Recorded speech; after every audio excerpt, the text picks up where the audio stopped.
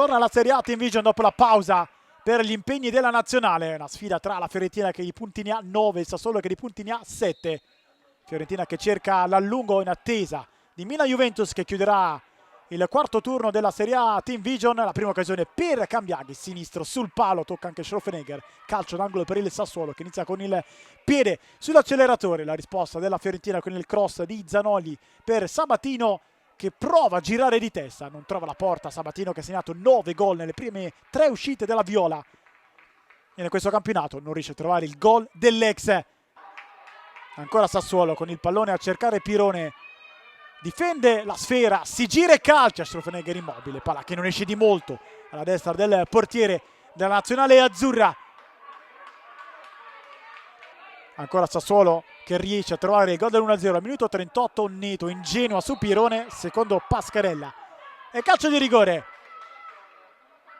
Dal dischetto va Dubčova, palla da una parte, Schrofenegger dall'altra. Il gol che cambia gli equilibri.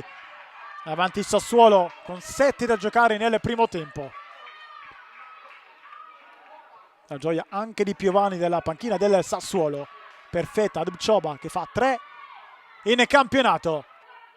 Sassuolo un minuto dopo ha la possibilità di trovare il raddoppio, il cross a cercare Dubčova dopo la finta di Pirone. Salvataggio di Togersen che vale un gol. Come solo una questione di minuti prima del raddoppio del Sassuolo. Prima questa buona chiusura di Filangieri su Togersen. Il gol del raddoppio arriva al minuto 46, al photo finish del primo tempo. La ripartenza di Bugeia che è perfetta davanti a Schrofenegger, la batte con un tiro che con l'aiuto del palo si infila in porta. Un bacio al palo, 2-0 Sassuolo.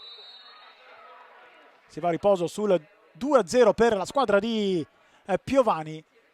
Sassuolo che aveva preso 16 gol nelle 6 partite contro la Fiorentina in passato. Nel secondo tempo ancora Sassuolo. Dubčova al minuto 48 manda i titoli di coda sulla partita, anche se c'è ancora tutto un tempo da giocare. Sbaglia Cambiaghi il controllo, diventa un assist per Dubčova che si coordina alla grande.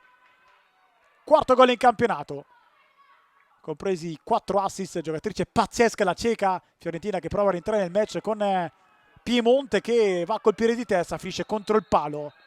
Fortunatamente non perde coscienza, è costretta a uscire in barella Piemonte. Poi Cleland surplus, va sul sinistro, conclusione deviata, ritrova la posizione Lemay.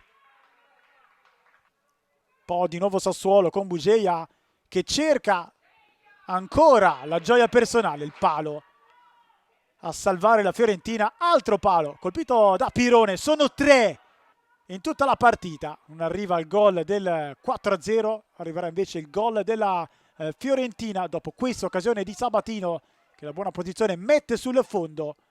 Fiorentina che trova con Brighton su calcio di punizione questa traiettoria imprendibile per Lemay. Il gol che serve solo però per le statistiche. La Fiorentina non troverà la forza per riprendere il Sassuolo, anche se nel finale c'è un'altra grande occasione con Cleland che va sul fondo. Il cross, palla rimessa in mezzo alla Vigillucci, catena di testa sulla linea. Filangieri evita un finale al cardiopalma. L'ultima emozione è questo destro di Pirone schiacciato. Schrofenegger chiude il suo angolo, mette in corner, vince con merito il Sassuolo. 3-1 il Sassuolo, la nuova capolista.